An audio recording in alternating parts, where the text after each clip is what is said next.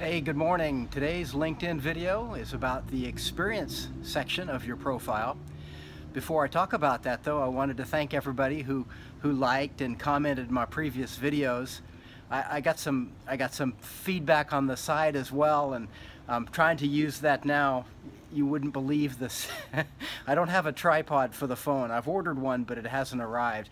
And you wouldn't believe the setup I've got here to try and hold the phone still and at the right angle. We'll see if this works out.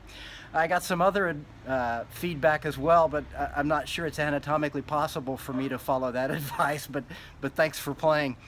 Okay, so today I wanted to talk about your LinkedIn experience, and there's a lot of fields and check boxes and drop downs in the experience part of the LinkedIn profile, and this may turn out to be a two-part video to cover it all. But the first thing I want to say is when you work on the experience section of the profile, sometimes when you begin to type like your job title or your company name, LinkedIn will display a pop-up menu that tries to match with other job titles or other company names or locations even.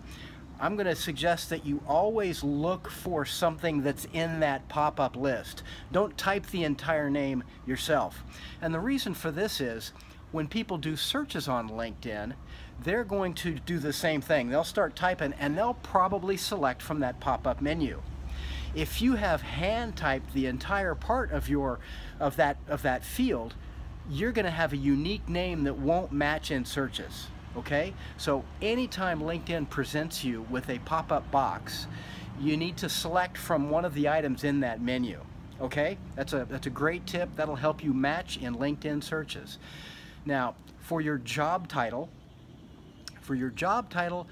if you have a very specific job title that isn't exactly in the LinkedIn list, I'm going to say don't worry about it. Pick a job title that is in the pop-up menu for LinkedIn. That way you've got a job title that'll match searches. That's a good thing to do.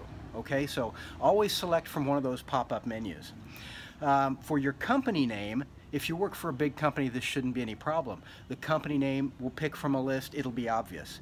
If you work for a small company, if you work for yourself in your own company, I strongly encourage you to go to the LinkedIn page for creating a company page and create it right there, because this gives you, for a small company, gives you a little more credibility, and it also populates that pop-up menu from LinkedIn so that when people do searches, they're going to be more likely to match what you've selected. Okay, so again, the summary advice there is always choose from a LinkedIn pop-up menu. And I think this video is long enough for today. I have more to say about your experience section, especially for the companies you've actually worked for and the work you've done. But how about we get to that tomorrow?